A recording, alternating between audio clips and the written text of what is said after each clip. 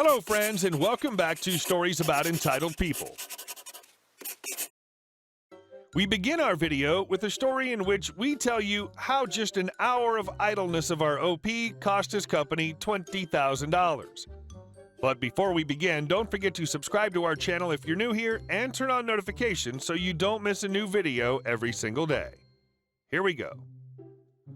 Only do the shaded lines? Okay. I work for a small manufacturing company that makes agricultural implements and large mowers. I've worked here almost a decade, and my primary job is to prepare the assembly line for new production. I get a schedule list every morning and do my job pretty much without oversight for the rest of the day. Occasionally, there are issues with the parts supply in the weld department or in the assembly department, and adjustments have to be made to the schedule list. Sometimes I discover these on my own, sometimes someone else lets me know of the issue, in which case I must go to the product manager. He's not my direct manager. I have a supervisor I answer to according to my department, but the nature of my job answers to his manager, the product manager. Most of the time I can find him walking around in the facility or sitting in his office. He seems to think I get all the information I need from him, very little, and I don't need to ask any questions or be privy to information I believe to be important. Some coworkers think it's because I'm a woman, but I can't be sure. On to the story.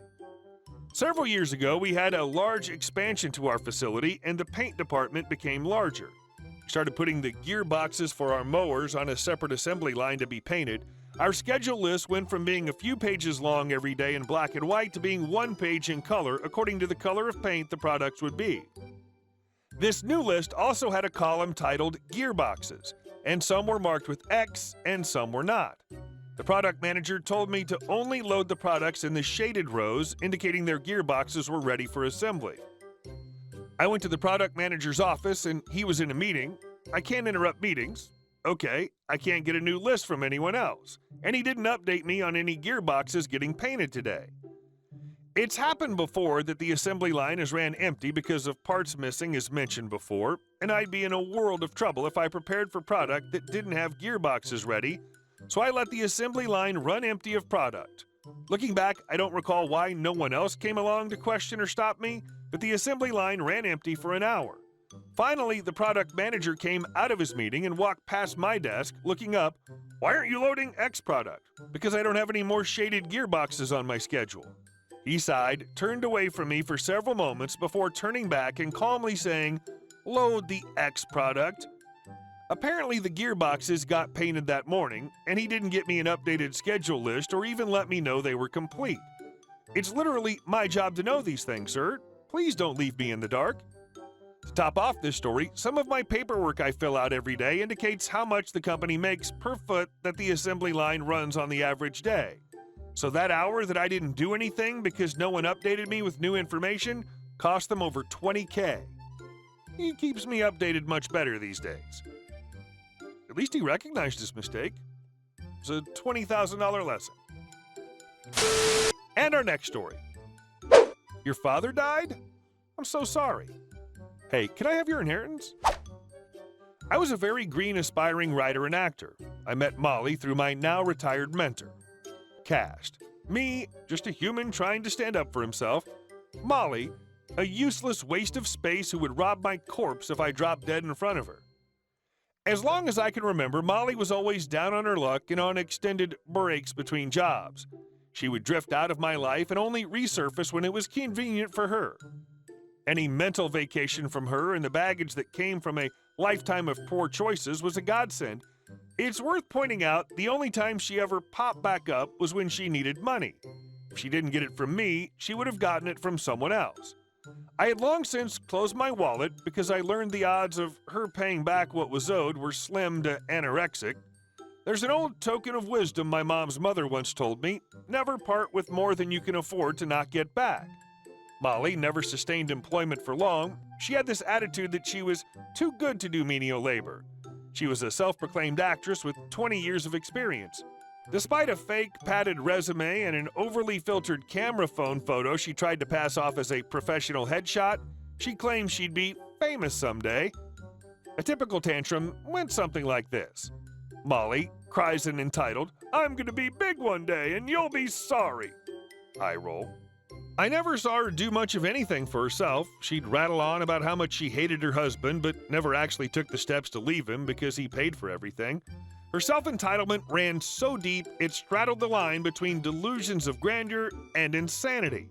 She believed as she repeated her lies or half-baked opinions enough, it all somehow magically became the indisputable truth or facts. She also expected everyone to accept whatever word salad she spewed at face value. Molly often relied on being, choosing beggar, manipulation, or would gaslight people into doing her bidding. She even resorted to the deplorable practice of using her kids as bargaining tools to get sympathy votes, i.e. handouts. She, of course, would then turn into a ghost if anyone came a-calling to be paid back. She even used the child support she got from her first husband to buy cigarettes and get her nails done instead of spending it on her daughter. Then, after the fact, she would cry in her glass of wine that she was unable to feed her son and daughter. Side note, both of them are now fully grown and have little if anything to do with their mother. The story. This particular instance occurred almost 9 years ago when my father had just passed away from stage 4 lung cancer. As I'm sure many of you can imagine, it wasn't a very easy time for me, and we all know how grief works. It sneaks up on you when you least expect it. It was about 3 weeks after my father had passed away, so I was still feeling pretty raw. The funeral was small, and only close friends of the family were invited to the service. Molly, who was about 50 at the time, had been temporarily evicted from my life because I just couldn't deal with her petty drama and overall lack of respect for what I was going through. I had just started a new job and was trying to study my work materials when the phone rang. I saw who it was and declined the call. It rang again, then again. Looking back now, I realized she was a choosing beggar even when it came to just getting someone's attention over the most mundane things. I finally relented and answered. As this was almost a decade ago, dialogue is slightly paraphrased and mainly from memory. Me, annoyed. Hello? Molly, how's it going? I clenched my teeth when I heard her nasally droning voice. I'm studying, that's why I didn't answer. Oh, OP, I'm sorry, but... I cut her off. But nothing. If you're sorry, then excuse yourself and say goodbye. I need to get back to my studying. It's really quick. I just have a favor to ask. A favor? Yeah, right. Another one added to the stack. What, you need money? Did you get fired again? Now you're panicking because the rent's due? You know what? Don't tell me. I don't care. Stunned silence. What's gotten into you? You don't need to yell at me. I know you're still upset because your dad died, but you don't need to take it out on me. Don't you dare talk about my father. You think that I forgot about what you said the day he died? What are you talking about?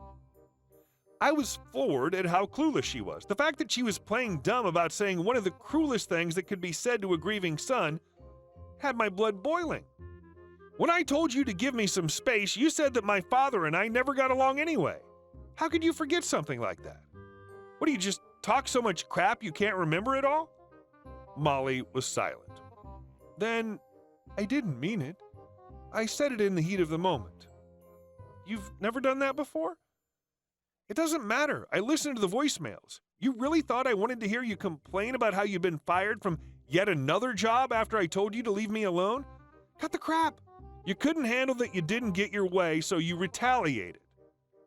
Another long pause. I'm sorry. Like hell you are. You're just kissing my butt because you want something. I shouldn't even let you tell me what it is.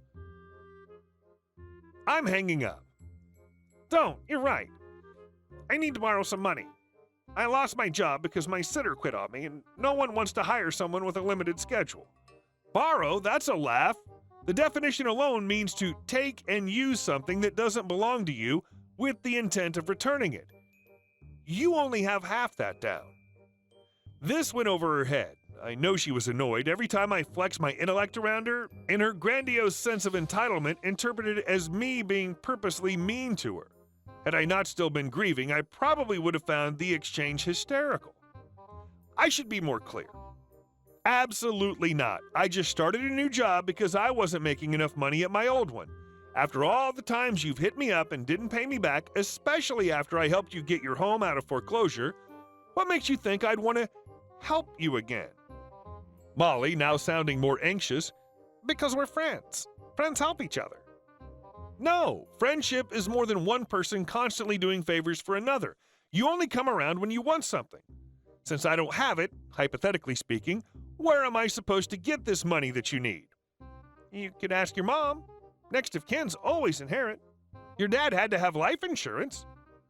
I was stunned into speechlessness that she had the audacity to even go there. Her nonchalant, bordering on smug tone was enough to make me want to reach through the phone and slap the hell out of her. This was low even for her. I don't believe you. How could you be so insensitive? You have no class. It was just a question. Shut up. You don't ask people things like that. If you don't want to end up homeless and broke, you'll figure something out, get a job, and keep it long enough to make a dent in your finances. I could tell she was aggravatedly pouting because her ruse had not worked. I just remembered you telling me your husband has a pretty hefty life insurance policy. He does, so what? All you ever wanted was to be a lovely widow. Throw some banana peels on the floor. I hung up and turned the landline's ringer off. I also snapped my flip phone in half. It was a piece of junk, and I was long overdue for an upgrade. As far as Molly goes, this was one of the last times she tried to pull her effery on me. She contacted me less and less after she moved out of state. It was no longer convenient to ring me up because she didn't live right up the road anymore. I think she also realized that her small-time hustles and cons were no longer working on me. I went no contact for about a year and a half. I haven't heard from her in 7 years, and I still don't care to ever again. Wow, her poor husband to have that dead weight around his neck. He deserves a medal for staying with her. Hey guys, thank you all for watching the video. I'll see you in the next one.